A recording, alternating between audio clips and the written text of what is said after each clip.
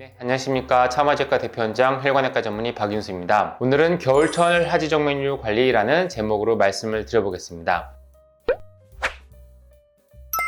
하지정맥류는 사실 여름에 가장 찾아오시는 환자분들이 많습니다. 그 이유는 날씨가 더워지고 기온이 올라가게 되면 정맥혈관 확장이 되면서 더 증상이 악화되는 경우가 있고요. 그 다음에 짧은 옷을 입게 되면서 외관상 더 많이 신경이 쓰이기 때문에 병원을 더 많이 찾게 되는 이유도 있습니다. 따라서 저희처럼 하지정맥류를 전문적으로 진료하고 치료하는 병원 입장에서 겨울은 환자분들이 좀 적게 오는 시기가 되는데요. 그래도 겨울철에 특별히 관리할 때 중점을 두면 좋을 것 같은 부분에 대해서 말씀을 드려보겠습니다. 앞서도 말씀드렸지만 하지정맥류는 기온이 올라가면 더 악화되는 경우가 있는데요. 겨울철에 날이 춥다고 해서 뜨거운 찜질, 뜨거운 사우나, 찜질방, 전기장판 등을 자주 하시는 분들이 계시다면 하지정맥류를 조심을 할 필요가 있겠습니다. 가볍게 찜질이나 사우나를 하는 것은 크게 문제가 되지 않지만 뜨거운 물에, 뜨거운 욕조에 오랫동안 몸을 담그고 체온이 올라가고 얼굴이 시뻘개질 때까지 푹 몸을 지지게 되면 혈관이 확장이 될 수가 있고요. 그럴 경우 다리가 더 아프거나 다리가 붓거나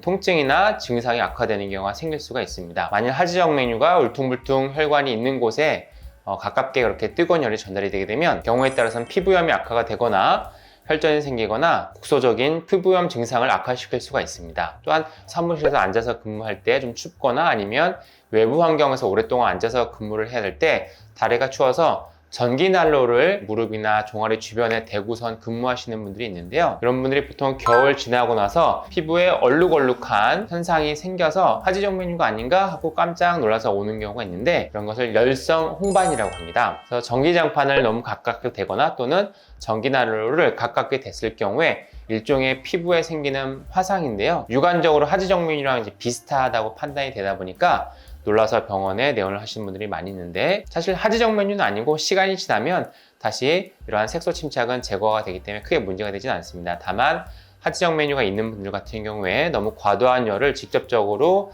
장시간 쬐 경우 정맥류가 악화되거나 피부염이나 혈전 같은 문제가 생길 수도 있기 때문에 가급적이면 주의를 하시는 것이 좋겠습니다. 네, 날씨가 추우니까 찜질을 하거나 뜨거운 목욕을 하거나 전기장판을 이용하거나 하시는 것은 어쩔 수 없는데요. 이미 하지정맥류가 있거나 또는 진행돼서 피부염이 있는 경우에는 이렇게 뜨거운 열들을 오랫동안 직접적으로 정맥류 부위에 대는 것은 정맥류를 갑자기 악화시킬 수 있는 원인이 되니 가급적 조심하시기 바랍니다.